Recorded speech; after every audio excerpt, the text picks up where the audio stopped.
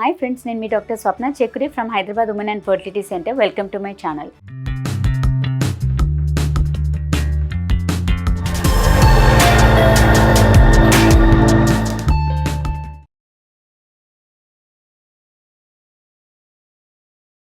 So ఈరోజు ఏంటంటే చాలామంది ప్రెగ్నెన్సీలో పపాయ తినొచ్చా అది దాని గురించి అడుగుతూ ఉంటారు. దాని గురించి డిస్కస్ చేసుకుందాం. సో బేసికల్లీ ఫ్రెండ్స్, పపాయ అనేది it's a very good fruit. ప్రెగ్నెన్సీలో తింటే అబార్షన్స్ అవుతాయి, అట్లాంటిది చాలా మిత్స్ ఉన్నాయి. దాన్ని మనం క్లియర్ అవుట్ చేసుకుందాం. సో బేసికల్లీ పపాయలు ఏంటంటే రైపండ్ పపాయ, బాగా మక్కిన పపాయలో ఏంటంటే it's rich source.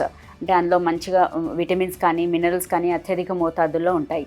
And vitamin A, vitamin C, vitamin E ఇవన్నీ కూడా మంచి లెవెల్స్లలో ఉంటాయి. అండ్ పపాయలు ఏంటంటే ఫైబర్ కంటెంట్, పీచు పదార్థం కూడా బాగా ఉంటుంది. సో ప్రెగ్నెన్సీలో ఏంటంటే కాన్స్టిపేషన్, మలబద్ధకం అనేది చాలా కామన్.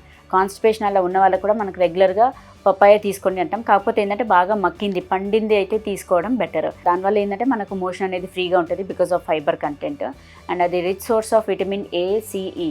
సో విటమిన్ ఏ ఏంటంటే మనకు బేబీది రెటినల్ డెవలప్మెంట్, ఐ డెవలప్మెంట్ కానీ, మంచి హెల్దీ స్కిన్ ఉండడానికి, హెల్దీ బోన్స్ ఉండడానికి, అండ్ హెయిర్ డెవలప్మెంట్కి కానీ వీటన్నిటికీ కూడా vitamin A is very much useful.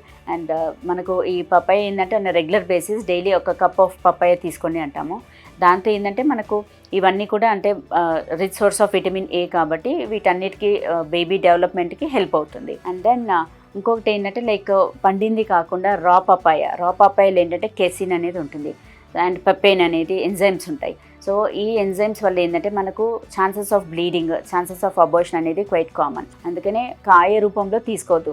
చాలామంది పండింది కాకుండా కాయ రూపంలో ఉన్నదాన్ని కర్రీస్, కూరల్లాగా చేసుకుంటారు. కొంతమంది స్వీట్స్, హల్వాలాగా చేసుకుంటారు.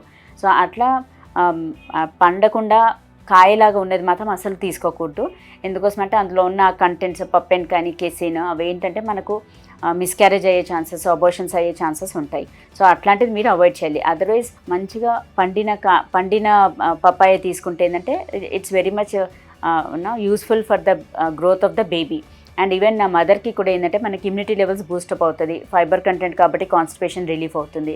అండ్ ఎసెన్షియల్ విటమిన్స్, మినరల్స్ ఉంటాయి కాబట్టి both for the mother growth and for the babies growth కూడా అది చాలా మటుకు యూజ్ అవుతుంది. సో ఫ్రెండ్స్, ఈ వీడియోలో మనం తెలుసుకున్నాం కదా, పపాయ పైన ఉన్న అపోహలు అనేది తొలగిపోయాయి అనుకుంటున్నాను. బేసికలీ పండినది తీసుకుంటే ఏం కాదు. అదే రా పపాయ మాత్రం it's better to avoid in pregnancy. So friends, ఈ వీడియో మీకు నచ్చినట్లయితే, ఇన్ఫర్మేటివ్ అనిపించినట్లయితే please like my video and share with your friends and needy people. Thank you.